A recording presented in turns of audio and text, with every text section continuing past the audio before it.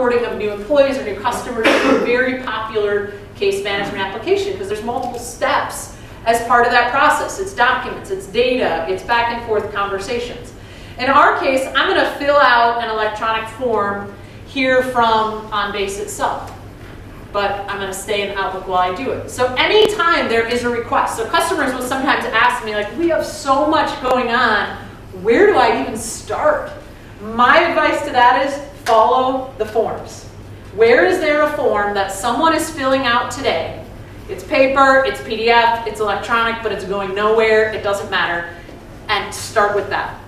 Make the form electronic, put in some checks and balances, let it flow into OnBase, send people emails that the status has been updated, route it a little bit through workflow, and then worry about transforming it. Start with the process that involves a form, start with the form, automate that process, begin to report on it, and then grow from there.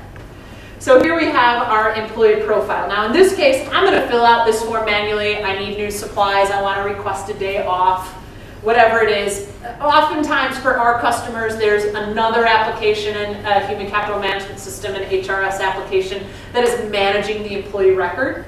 And that's where we'll take data from that line of business system to create the new record. Or it's vice versa. It's getting created here in OnBase with this form, and then we're going to send the data to the other system to make the update. So in this case, I'm going to just fill out the form automatically. You'll notice that I only have to actually enter one value, and I get the rest automatically because we already know who Sam is and what department he's applied for.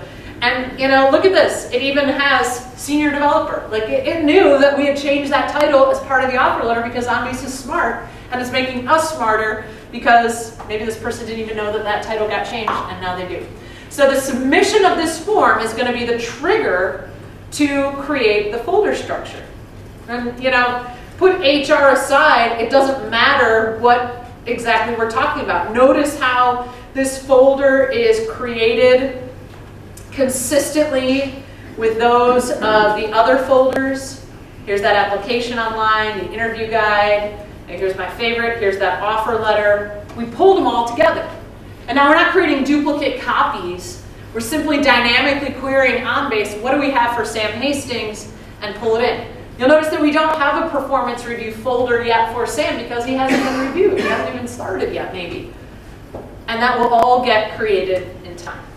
But as new documents come in that we need, you know, we can bring them into the system. I could go into my email, you know, at any time, and maybe Sam Hastings has sent us the I-9 form, and we can very easily bring it in. So, I mean, OnBase is so versatile that I could just drag directly from my email and pop it right into OnBase, and it's smart enough to know what this could potentially be. And one, you know, value, all I said was, yep, this is the I-9, you know, and it's grabbing some of the rest of these keyword values without me having to do any data entry, and it's going to put it right in the folder. Now I'm still working through Sam's folder, and I've also looked at his driver's license, and maybe I want to also sign the form. You know, so anything that we would do on a piece of paper with a pen, we can do electronically in OnBase. I can sign something, I can draw on it, I can add a sticky note, I can staple it together, I can put it in a folder, I can send it out, I can share it with you.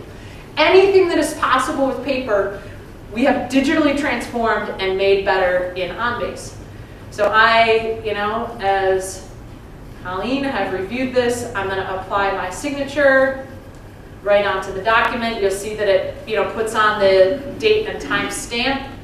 I'm going to save it. In this particular case, it's going to permanently burn that signature into the document, and it's going to create a revision. So just like I showed the revision of the offer letter, which is what we always think of in terms of editing content, images can be edited too. There's damage to a car. I want to mark where that damage took place, and I can make edits to that. I need to sign form, and then you need to sign the form. All of those can become, you know, revisions of the content. And as I've worked through this folder, and now, you know, I'm right back in Outlook.